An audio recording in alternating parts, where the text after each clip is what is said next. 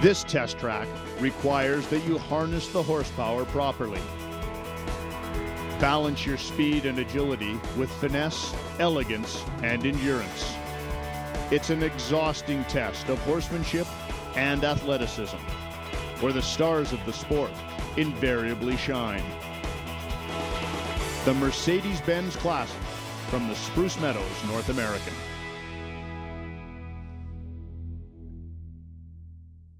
We talk about the longevity of this competition starting back in the mid-1980s. One name has really stood amongst all others as a guy that keeps resurfacing almost in dog years. Every 7 years, John Anderson rises to the occasion out here. Well, he does, and and he's the defending champion this year.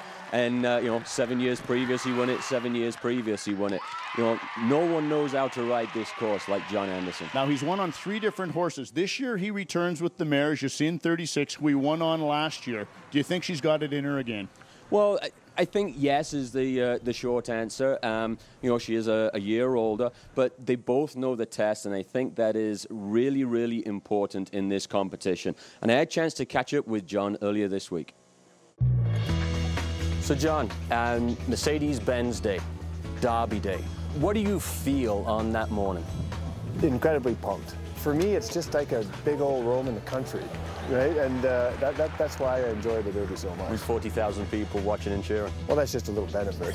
And then, of course, being from Calgary, too, the crowd gets behind you. And, that's just a little bit of a high that, makes it even better. You like to gallop through the countryside. I mean, that is your natural way. You get on a lake and you find things going forward. You're not somebody like me that like to wait things out. Is that an advantage for you on Derby Day? Oh, for sure it is, because you get on a roll, then the horses get on a roll. There are a lot of big single jumps, and if you spend time in between having a coffee break every jump, you're never going to get around, and your horse is going to get more tired, I think. Let's go have a look at the Devil's Day. So at this stage of the course, it's almost like an amen corner. I mean, you and I have both seen over the years a lot of people clear to that part of the course, the bottom of the bank, and then not even finishing the course. It's such a great analogy, amen corner, because we've seen that so many times in the Masters when people either win it or fall apart. Yeah. Do you come off of there and you say, okay, it's the 7 strides and that's what I got to get? Or do you have that in your mind and you say, you know what, I'm going to deal with it once I'm over the upright at the bottom of the bank? A lot of people do it that way. I'm the former. I like to say, okay, get organized, get down the bank, jump the vertical and get up for the 7. This is the toughest fence to jump on course. And when I do at home, it's funny because I have a big bank and I actually come off of my bank around the corner, down a hill like this, right? Yeah. Into the grub, which makes it even harder. Okay. If you make it harder at home, this will look like a joke. This should be easy. Even though it's not a joke, right? But it'll be a lot easier. I mean, actually, in the last couple of years, A hasn't been my problem. It's been C, because she's been so aggressive and so good at it. She's got too far up the hill. You've seen it before. Yeah. She's got too far up the hill, and then I'm like, whoa, it's in my face here. Right. Classically, after the water jump, there is the skinny rails or the curved wall. Are you a skinny rail guy or a curved wall guy? I'm a curved wall guy. Attaboy. I think I jumped the skinny rails in early years. I think I kept knocking them down too, so I was like, well, I'm over this gig, and then I'm going to the wall. It baffles me why anybody would even take that chance. That wall is almost impossible to knock down. The problem is with the wall, you do have to jump the water, and then you have to come out a little bit to get the horse's eye focused on it, because it's a little bit... Yeah, for sure, and it's a bit narrow.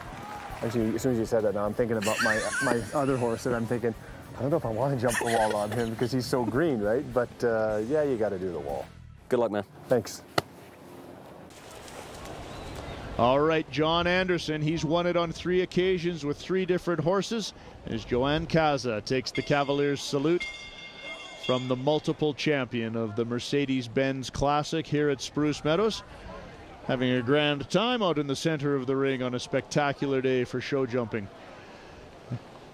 There's no smile on the face of John Anderson. Although he's giddy the morning he gets up for these events, he's all focused now aboard his veteran mare, Gesine. 14 years of age, she's underway. Well, what gets you excited, Ian, is knowing the challenge that's coming ahead. And I keep going back to it. I think part of that is because you know exactly what's coming. There's no surprises. You're not wondering what test the course designer is going to put up, or where might he have the triple, or is he going to use the bicycle jump? All those types of things that you worry about on Grand Prix day, throw that out the window. It don't make it any easier, though. John Anderson looking to challenge Ian Miller, who leads the way, who Anderson was on the 1986 World Championship team and 88 Olympic Games team with, and they both have number 6 down.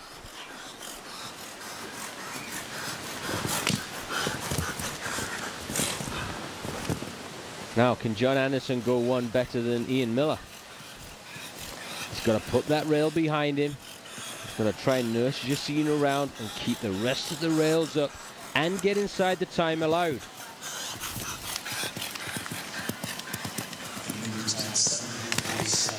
Nicely done over the water. The veterans both take the wall. Not only are they veterans, they know what it takes to win here.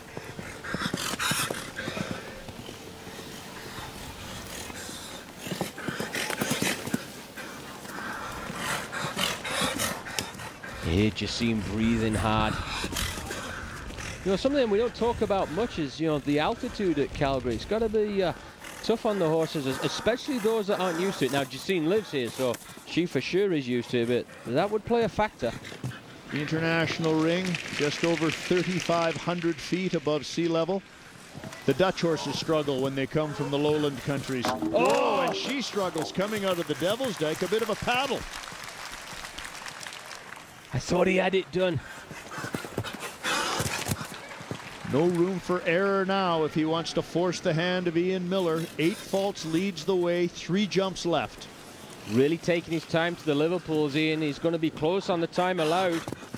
1:48 our time allowed, lots of air time over the Liverpools. 1 plank left, but the time's going to catch them. They finish up on 8 jumping faults, but it will only put them into 2nd place. Little disbelief on the face of the 3-time champion, John Anderson. Well, she looked like she'd done everything right, Gesine, just caught the toe on the front rail of number 6, but then really didn't believe that John was asking for the right takeoff spot, and I really do think he was. Just a mistake by the mare there. But for 1 time fault, they have no chance of reclaiming the championship, which a year ago provided us all with a memorable Rolex moment in time.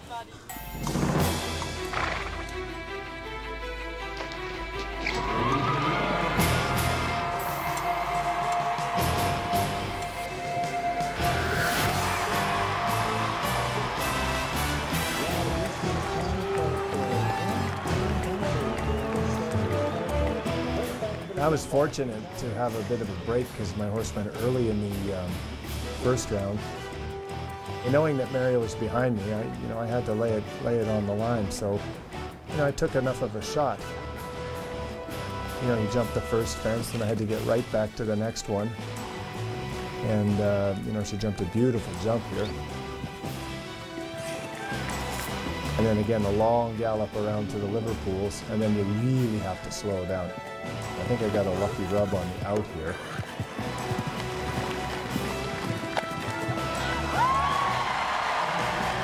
I think the horse almost fell down after that, but she was as excited as I was. To Mario's credit, he gave it a shot. He left a step out around that first corner, which probably cost him. And luckily for me, on that day, the gods were with me. You're always excited, especially for this event, because it's one of my favorites. And again, doing it with a great home crowd is always a little bit more exciting as well. Derby day at Spruce Meadows, the Mercedes Benz Classic final leaderboard, and the Stars and Stripes sits boldly on top in first place.